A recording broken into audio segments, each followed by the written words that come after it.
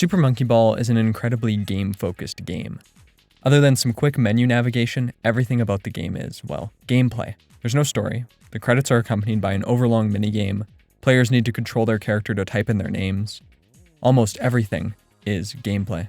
The gameplay itself is really fun. In order to play, the player needs to use the analog stick to move their monkey through these levels. Through some visual trickery, it looks like the player is controlling the stage itself. It's quite similar to one of these ball maze games.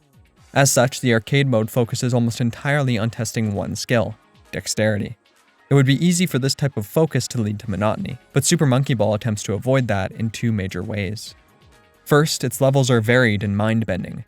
Some are incredibly short. These levels are often put together like puzzles more than anything else, where figuring out how to get to the goal is more difficult than actually doing it. Other times, these short levels test one aspect of the game's controls, or bring a frenetic set piece into the mix. However, other levels are far longer, composed of various challenges strung together. In order to complete some of these, players will need to truly master the ins and outs of Super Monkey Ball's momentum-based gameplay. In addition, more difficult paths through the levels allow players to get more bananas and in turn, more lives. And different goals allow players to skip levels entirely. This way, a risk-reward mechanic is added into the game. On top of that, the game's aesthetic is incredibly pleasant. The use of abstracted landscapes floating in the sky allows the designers to, once again, keep gameplay at the forefront, but they still look nice. The checkerboard pattern floors, vivid colors, and vibing music come together to create a game that leans into its arcadey nature in all the right ways. Over and over again, Super Monkey Ball's levels and music surprised me with their creativity and ingenuity. Second, the minigames. See, despite the game's main mode being so focused, the rest of the game isn't. Likely because the main game doesn't have that much content, these party and mini-games are here to pad things out. There are 3 party games: Monkey Race, Monkey Fight, and Monkey Target. By far, Monkey Race has the most potential, with 6 levels and a variety of items thrown into the mix. If I were playing with friends, I could definitely see myself hopping over to this mode for a few races. However, if I really wanted to scratch that racing itch, this wouldn't do the trick. The main reason is that most of these tracks are little more than circles. The lack of more in-depth mechanics like drifting doesn't help either. But this still works well as a distraction from the main mode. Monkey Fight is similar. Here, players duke it out on 3 different levels. The goal is simple: push other players off the edge using your fists to gain points. Like Monkey Race, I would never put this game in to play this mode alone, but I might jump over to it after playing a lot of the arcade mode. Monkey Target, however, doesn't interest me at all. In this mode, players fly through the air, moving towards a target. The target has many different point values labeled on it. Naturally, players get points based on where they land. Unfortunately, the game's too one-note for my taste. Beyond that, the wheel that determines whether hazards will appear during a given turn takes way too long to spin. Of course, players can turn it off, but without it on, the gameplay is even more one-note. However, the game still has more random modes to play. These come in the form of unlockable mini-games: Monkey Billiards, Monkey Bowling, and Monkey Golf. Quite frankly, I have next to nothing to say about these. I guess they could also work as distractions, but I'd really rather just play a better version of these games. I can at least picture myself playing Monkey Race and Monkey Fight, but I don't think I'd ever go over to play these modes with friends.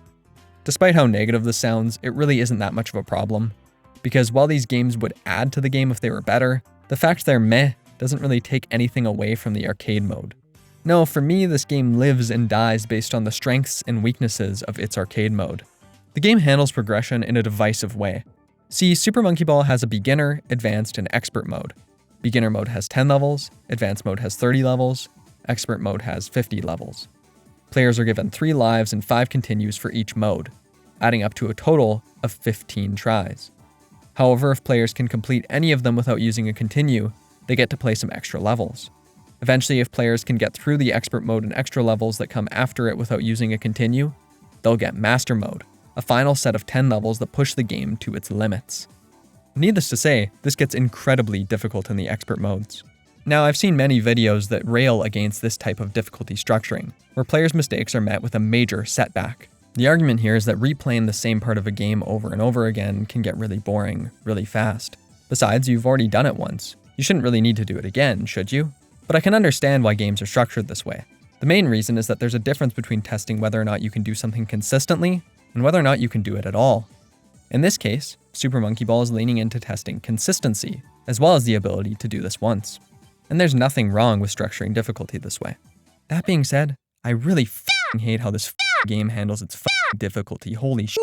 For me, beginner mode is exceptionally easy. I can get through it without using a continue, no problem. Advanced mode is a lot harder, but I can still get through most of it without using a continue. However, expert mode represents a massive difficulty spike. While playing that mode, it became commonplace for me to get to a level, get stuck, and lose all my lives.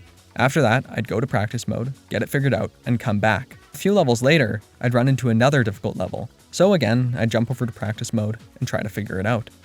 The problem here is that, eventually, some of these early levels became mind-numbingly easy. Unfortunately, you can only gain the ability to practice levels if you reach them in the main mode. As such, I was constantly replaying the same levels in the hopes of just getting a little farther, just getting a couple more levels to grind out in practice mode. But despite that difficulty, I decided I wouldn't give up. This game was too fun to give up. Besides, if I'm going to review it, I'm going to do it right. So while I was making this review, I decided no matter what, I'd become the best at Monkey Ball. It didn't matter what it took, didn't matter how much time it took, didn't matter if I needed to neglect my family. I would play Monkey Ball until my balls turned into monkey balls, and nothing was going to stop me.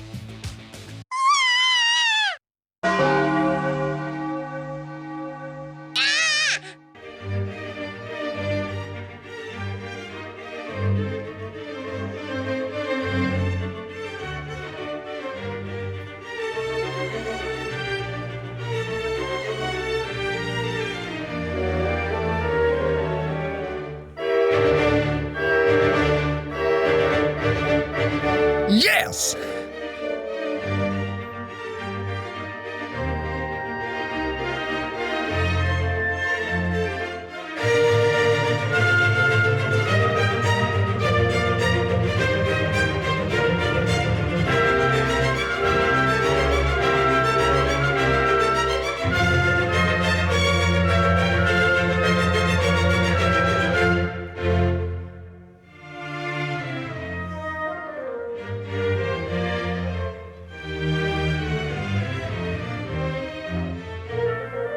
Nope.